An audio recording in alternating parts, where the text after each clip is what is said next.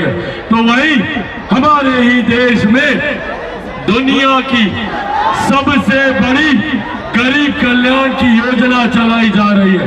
गरीब कल्याण की योजना जिसका श्रेय मैं मेरे नेता, मेरे पिता आदरणीय रामविलास पासवान जी को भी देता हूं। आज उनकी वजह से देश में 80 करोड़ लोगों को मुफ्त में अनाज दिया जा रहा है। ये देन भी हमारे प्रधानमंत्री नरेंद्र मोदी जी की है। साथियों, आज यह आग्रह करने आया हूं कि जो लोग झूठ बोलते हैं, भ्रम फैलाने का काम करते हैं, उनसे हम लोगों को सावधान रहने की जरूरत है। क्या बोलते थे ये कांग्रेस, जेएमएम, राजद के लोग लोकसभा चुनाव में कहते थे अगर प्रधानमंत्री तीसरी बार प्रधानमंत्री बन गए तो आरक्षण समाप्त हो जाएगा, संविधान समाप्त हो जाएगा, लोकतंत्र की हत्या हो जाएगी। पूछिए आज इन लोगों से, 5.5 महीने हो गए, किसका आरक्षण छीना गया, कहां का संविधान खत्म हुआ, कौन सा लोकतंत्र खत्म हुआ। साथियों, आज आप लोगों के बीच मैं मेरे नेता, मेरे पिता आदरणीय रामविलास पासवान जी के संघर्षों की कसम खाकर ये वादा आप लोगों से करके जाता हूं कि जब तक चिराग पासवान जिंदा है, ना आरक्षण को कोई खतरा है,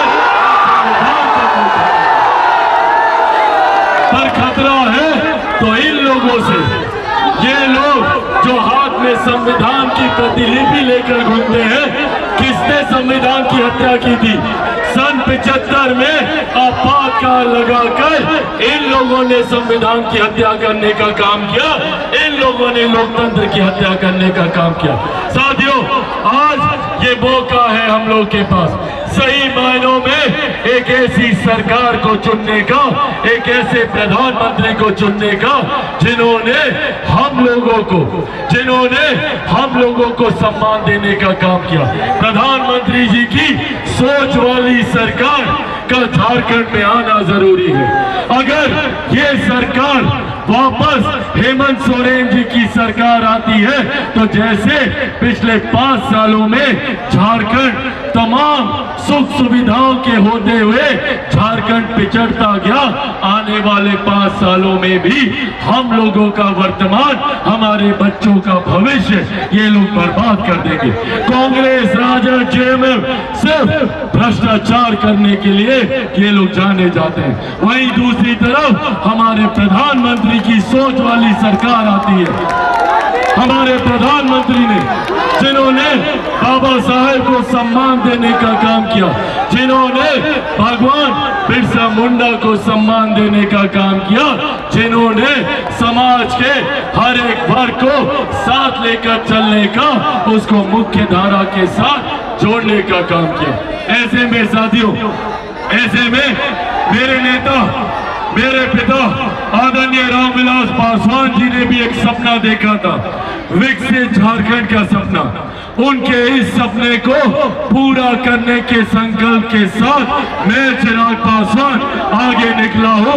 मैं चाहता हूं कि हमारे युवाओं को यहीं पर अच्छी शिक्षा, यहीं पर रोजगार मिले, महिलाओं को सम्मान, बुजुर्गों को अधिकार मिले। पर चिराग पासवान विकसित झारखंड का ये सपना अकेला पूरा नहीं कर सकता। मुझे जरूरत है आप सबके साथ की, आप सबके सहयोग की। साथ दीजिएगा हमारा, हमारी इन बातों को घर घर तक पहुंचाइएगा। बोलिएगा हमारी बहन रागिनी सिंह जी को यहाँ से भारी मतों से जिताने के लिए, बोलिएगा सबको। ऐसे नहीं, सबको चिराग पासवान बनकर एक एक घर जाना होगा।